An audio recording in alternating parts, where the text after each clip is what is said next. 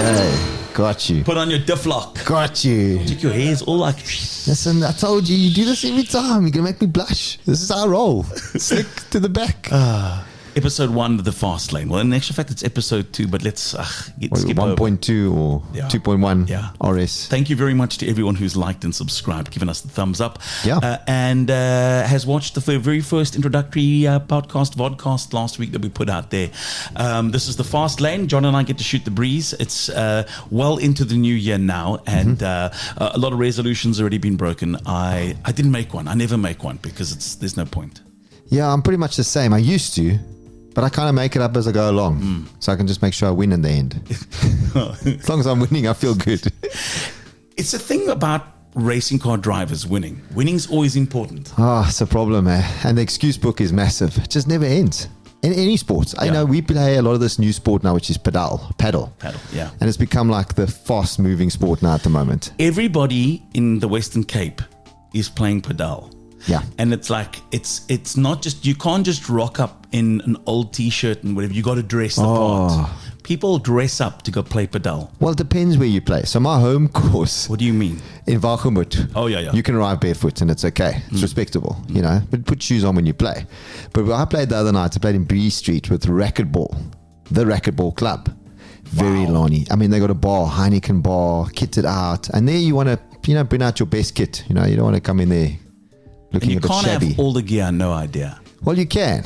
Because if you look fast sitting still at the coffee bar before you get onto the court, no one really watches you on the court. Then you're okay. Is this the place where all the Rolls Royces were outside and Phantoms, and there was an RS6? Big wheels. I actually got so excited before I got in. It actually took me a while to get into the court because I was spending so much time looking at all the fancy cars. All the fancy cars, a lot of them have gone back to Joburg. They come down on a truck. Do you know that they get trucked down? People with mega wealth, if they don't truck them down, there's these storage facilities for supercars. Yeah. And people store their cars there, obviously. And when they're in Cape Town, they come out to play with these toys. You and I went to go and see our friends at the archive. And we went in there and they were like, we only have limited stock here because a lot of the people are in Cape Town visiting and they've got their toys and they're out and about playing with them. I mean, if you think about it, in the whole of South Africa, there's only a few places that you can drive these couple cars, and one being the Western Cape because the roads are immaculate. But talk about some of the cars that we saw. I mean, we barely walked, 2 meters, 300 SL, Mercedes. Beautiful. And by absolutely the way, beautiful. The original, the Gullwing. Sorry, true. The Gullwing, the original.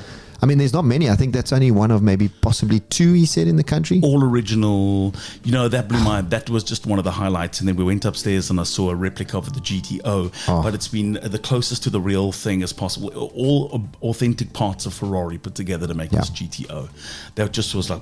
And then he said that the guy's going to actually drive these cars. These are going to be like daily drivers. And I was like, what? And the funny thing is, if you think about it, probably 60 to 70% of those cars are owned by one guy. Yeah. I mean, what a collection. I mean, of Ferraris. And he didn't say who. If you're the guy watching, let John and I come and have a look at your collection. We know of who this person is via people, but we don't know who this person is. And they're buying a lot of cool cars at the moment.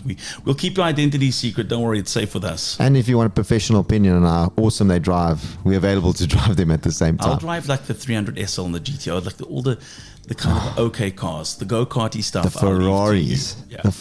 What a collection of Ferraris. Never, but I mean, okay, I was excited about the Ferraris. 12 Competizione. Say that again. Competizione. Do you get excited when you hear Italian words? Yeah, it just sounds expensive and fast. It does. So listen, a lot of the Gautengers are back in Gauteng, except those that are living here permanently now that are calling the Western Cape and Cape Town home. A lot of these sports cars are gone. But sports car watching, if you were in Sea Point or the Atlantic Seaboard, it was the thing to do. Yeah, and I mean, if you think about it, I was looking at some of the cars on social media. I mean, we've got some limited edition cars that are here. I mean, there's a lot of wealth. Some of these cars, there's only 2, 3, maybe a handful in the world, and we see them here first. So it's quite amazing. But I want to talk about not such fancy cars. Yeah.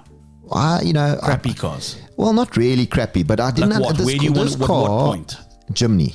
Oh, Jimny. I battled to understand this, and please, there's a lot of followers that we have here that don't get upset with me. I'm not the only elephant in the room. Okay. Let's talk a little bit about that car. And here's the thing, okay, is that the Jimny, by all means, and in its two-door form, Yeah. was and it still is, one of the cars to kind of buy if you got a little holiday home in a seaside little village. Okay, And you're going to use I'm it gonna to potter stop you there. around. It's a great 4x4. Yes, let's get that out of the way. Phenomenal Yeah. 4x4. Yeah, yeah, yeah. I mean, this thing could Yeah. go really anywhere. Yeah. But the problem that I battled with, I went away, 3 of us. I packed a little sports bag. but- I didn't take the GHD and the hairdryer and everything. I said the 2-door version.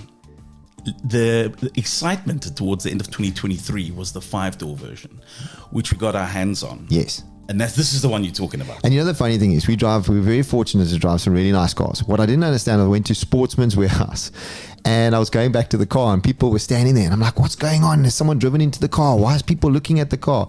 I need to realize there's like a cult following for Jimnys. Yeah. People were taking pictures of this 5-door and there's like a waiting list for this car. I enjoyed the vehicle, but only in short bursts, like down to the shops and back. On the long road, there's been a lot of people saying that the wind, you can feel Moves the wind. around a lot. Not a lot of space inside and an underpowered engine. The space is what was really a challenge for me. So I spoke to Jimny owners and they're like, oh, you get used to the wind. It's okay to go from the slow lane to the fast lane in one gust. It's normal, But Yeah. what I didn't enjoy was you can't fit anything in it. So it's not really a family vehicle. So there's no boot space. There's very little. I mean, a bowling bag can just about fit in the back, of the 5-door. I know the 2-doors even less. I think you can fit a laptop bag in there. So I like the 2-door version. it's fun. I mean, I get it, but eventually I actually couldn't go away in it because I couldn't fit everything in. I There was only remember. 3 of us. So it was a pity because I was looking forward to going a little bit of off-roading with Sure. it. So it's Very like, competent off-roader. yeah. So you need to tow it behind like another car. Yeah. And then have it like As your little weekend, Yeah. wherever you go to, joint, to the car beach to or go around with. Exactly. Spoke about that being it needed a bigger engine as well. And what I like is when people mod them, when they make them look like Yes. G-Wagons.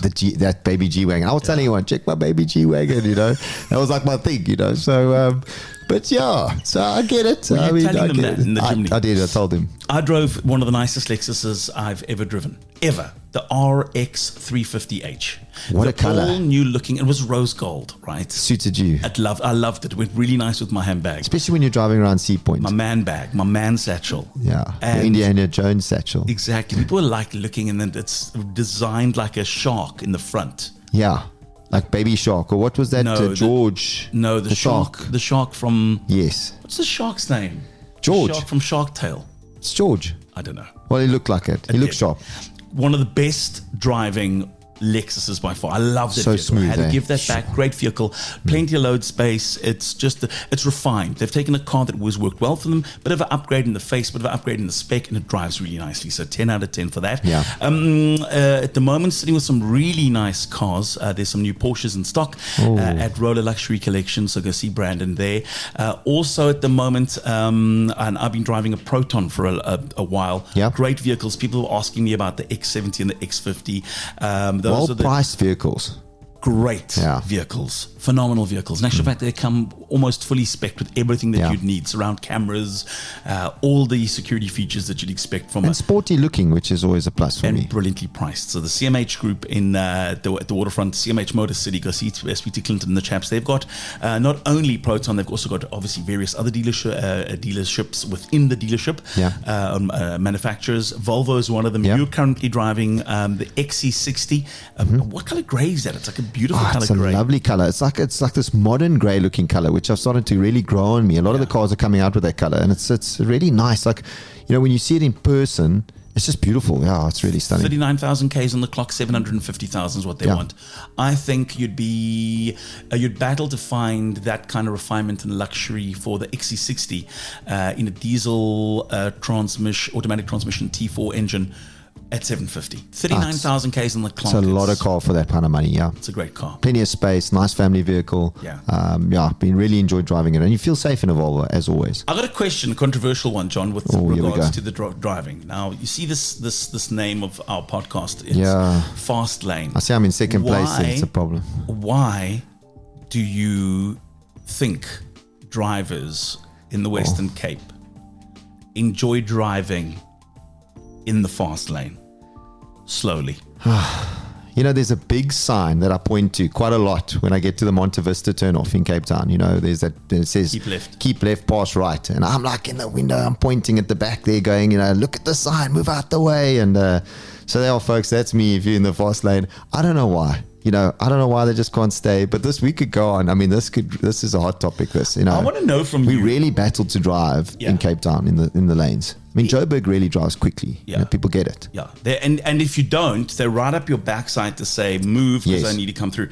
Can somebody explain to me, and maybe in the comments, without being aggressive, without starting a massive Barney, in the comment section, I'm a fast lane driver. I don't care. I'm going to go 100 and I'm going to stay there. Tell us why, if you don't mind. I mean, I would like to, without having a fight with you, I mean, what the mindset is. Or is it because you just don't care? Because the roads are so busy that you take the lane that looks like it's going to be the quickest option to get where you're going, and you stick in that lane without causing fights and arguments and disruption. Tell us why, if you're a right lane driver, lane driver, and you sit there. Why do you sit there? Yeah, and if you a person that gets frustrated behind them, don't get frustrated in the comments. Just let's hear them out. Yeah, no, for sure. I would love to. This is actually great. I would love to know the reason. Because for me, you know, if you're worried about people driving fast, then just stay in the lanes that are slower. People go past you. There's no issues. But yeah, I'm very calm. I'm very chilled. Have you done all your school shopping for kids back to school next week? I was going to say I have to, but my wife listens and watches this, so I can't say I did, but she's done all of that. You're still ready for back to school? She's not, but the kids are going back for sure. Yeah. But yeah, that's quite an expense this time of the year, you know. And what I don't understand, right, you know, when we were at school, we used to borrow from our friends or from the girls, you know, and you could have like 5 rubbers and 5 Brits, and I'm going, come on, son, you know, talk to the girl next door, lend a little Brit there, or, you know, why do you need 5 of these things? Sure. You know, it's just a bit odd to me that they need so many things up front, like tissue boxes and weird things like that. I understand when you grow and your feet grow and you need a bigger size shoe, but you know that my mom bought me everything a size bigger. So when I was was standards growing up, when I was in Standard 6, the blazer was going to be the right size by the time I was in matric, right? So it was big. The shoes, I'd have talking shoes. Do you know, because you kick a ball around and you'd play. That's if with you a kick tennis the ground. Ball, you'd kick the ground. Yeah. But you just by the nature of life, you'd end up kicking quite a few things, and the front of your barter tackies would start to talk. They'd go, and then you'd glue them and peg them. Or when you put on that polish with the roller ball, the pleather used to flip off, like it used to peel off. Come loose. Oh, we used to get in big trouble, eh? And then you'd be so lazy, you'd polish, you wouldn't take the laces out. And the next day when you're tying the laces, you'd have black polish all over your fingers from tying the school laces. Yeah. Bags were never the same. You were allowed to put Tipex on your bags and write names and things, and schools have become so, I don't want to say barat, but I mean, I hear that they've got to have rules and that the rules need to be in place. And this is why they need things like clean, perfectly square bags. Yeah, and everybody's got their space and everyone's got all the utensils. It's like quite a thing, you know. And moms and dads that show off with lunch boxes that they pack everything in there. My kids go to school with I had peanut butter sandwiches. That was my staple. My staple was a peanut butter salmi. I'd have that. That was me done and dusted. I'd chow that before first break. I'd sneak them in class. You know, like when the teachers got the bag, you eat half a zami. I'd chow the zamis. It'd be done by first break. No, well, I mean, because remember, you also want to get out to go play a bit of football or whatever, cricket or whatever. So you don't want to be eating and not being able to play. That's the thing. But my thing was, I had Bovril. Were you a tuck shop kid? I tried to be, because my mom wasn't the best in the kitchen. You know, she, like I say, she did 5 rand coins. Yes, exactly. A pie and a JC. A pie and a JC. Proper. But I remember Ryan Canning. His mom used to make the best sandwich, like lettuce and ham and cheese and everything. In my year, it was Sean Orm. Is it? Sean's mom made the best ones. They were in foil. Now, how do you know when a family is doing Next level. Well, this is how you know when a family does well, is when their kids have sandwiches in foil. I mean, we had cling wrap, right? And wax wrap. It was the cheapest wrap that was in the aisle at where the peanut butter used to go hard on the outside because it wasn't proper vacuum clean. So like you get to the end. Sean's mom put it in foil, and it was lettuce, ham, cheese, tomato, on some kind of, it was before seeded bread was even popular. Sean had seeded bread. His bread was like soft and fluffy, not hard like ours and crusted. And do you know what I had to do? I had to do somebody else's homework, get money, right? 2 rand coin. Look at you. Buy me a Copenhagen. The Copenhagen I would trade with Sean for a sandwich. It was a lot of hard work before 10:30. I used to just charm Ryan's mom, and she eventually packed in the sandwiches for me. So really? That was much easier. But I remember those days. Do you still go around to to Auntie Canning. She's lovely. She is. Yes. She's lovely. I see her every now and then. Yeah, no, it was great. We used to play a lot of cricket. I wouldn't let backyard you in cricket, now. You for a would. sandwich. You would. You would let me in. Mrs. Canning, keep John away. Stop giving him the sandwiches. Best sandwiches ever. Remember those. Yeah. But yeah, I mean, look, kids is different now. Branded clothing. We were talking about it the other day. Like I remember when I got my first pair of branded shoes. I was 16 years old. What were they? So I went to Jack Lemke's and I could choose anything I wanted. And for some silly reason, I don't know why, still to this day, but I love them. I chose a pair of Patrick Ewings. Oh, no way. With the basketball on the tongue. And I love this pair of shoes. I mean, Do you remember LA Gear? Oh, yeah, of course. LA Gear had a collaboration with Michael Jackson. Yes. And I had a pair of hee-hees. Oh, no way. Shoes. But up until then, you didn't have branded stuff. Shoes. Nice. Yeah, MJs. And then I gave them, and Brandon Killian bought them for $300. Brandon, if you're listening. Oh, my gosh. Bring back my MJs. I used to go to Golden Acre. We used to live in the top of town. And I used to come down Davenport Road, go to Golden Acre, go to Aha Men down below. Light Bodies. Used to go to Light Bodies, Aha Men. And then Buckoven. Buckoven for the fresh bread. Thankful they're not around anymore because. And remember, what was that place inside there where you used to go and you used to get your little tray? You get orange juice. Juicy Lucy for a hot dog and a juice. Garlics used to be there before Edgar's, before all of those garlic. They became OK Bazaars. They'd have the picnic sweets. You go and buy those little chocolates of the mintful things, the little green wrappers. Yes. Inside was like this caramel, this like mint caramel inside them. Anyway, and then Jack Lemke's has been there for donkey's years. I go to Jack Lemke's because I was into my watches. Philip Zettler Jewelers was just up in St. George's Mall, and he'd be selling watches. And then we'd go perv in those windows. Then down to Jack Lemke's to go and do some shopping. My very first pair of expensive shoes were a pair of Nikes. Okay. How old were you? 13. Okay. 12 turning 13. Okay. When I got my first pair of decent shoes. Yeah, like branded shoes. Shoes. Remember we had like North Stars. What was that before then? That was like a cheap shoe that you had. High Tech, yeah. High Tech didn't have the fancy colors you see now. There was beige or a slightly darker brown or beige. Pretty much. Rubber shoes sold or other rubber sold those were High Techs. Gee, and you bring back memories now. We used to go to a guy named Tony there. They used to cut our hair. Not Tony Barboza. Tony Garcia. He used to cut hair up there and they used to put the little plank across that old school proper barber shop, And Tony Garcia can cut your hair now if you want. Well, looks like with the side shaved sharp, like they say. He's a sharpshooter. Love him. Gotta look at. Okay, listen, very quickly, there's testing, what's happening in the world of motorsport. Oh, there's so much motorsport happening. There's the WRC. Dakar's done and dusted when this goes out, surely. No, it's just warming up. It's 8 days still to go. It's a lot. I'm hooked. I don't miss any stages. Who's going to win the Dakar? Look, it's going to be tight, but I think Carlos Sainz Sr. is looking quite sneaky there. He's like the silent assassin this year because obviously Nasser Al-Attiyah is really fast. I love it. He just goes, what's the strategy? It's to go flat out. That's the only way. But today, funny enough, is the marathon stage. 560 odd kilometers, Ryan, of racing. Wow. Think about that. That's a lot. That's what, to like Plettenberg Bay from here, from Cape Town to Plet, and you're racing through dunes, just with flat. That guy was knocked. Yeah, did you see that? Did he make it? I don't know. I didn't really want to go and scratch to find. But well, you sent it to me. I know. I had to send it to someone. Do you know when friends send you most horrific things, and then you open them and it's too late to unsee them? Thanks, John. I'm normally not that guy, but seeing it's motor racing, I just felt like I needed to share it with someone. If you don't know what we're talking about, Spectator gets hit at the Dakar Rally. And I can badly see him positioned, really. He's like, should I go left? Should I go right? Should I go boom? Yeah, shame. I mean, look, they shouldn't be standing there. It's in the wrong spot. Where? How do you know where to stand at the Dakar? Well, you see the tracks. It's hard to see on TV, but there's actually a race line that those guys will come through. So he was in the middle of the two tracks, which was not good. It's risky, but generally the rule of thumb is never stand on the outside of a corner. Always stand on the inside. Because if the car's going to lose control, it's going to lose generally outside. Okay. But marathon stage is massive. Look, the South African guys, there's been a lot of talk, a lot of criticism about them at the moment. The main guy is not South African, Ross by the Branch, way. he's Botswanan. Thank you. Is that right? Yeah, I thought he was Zimbabwean. No, I told you that, but it was wrong. Oh, yeah. He's Botswanan. Okay. He sounds like he's from Joburg. So he's basically South African. He is. Yeah, we've adopted him. He's doing well. He's actually leading at the moment. Yeah.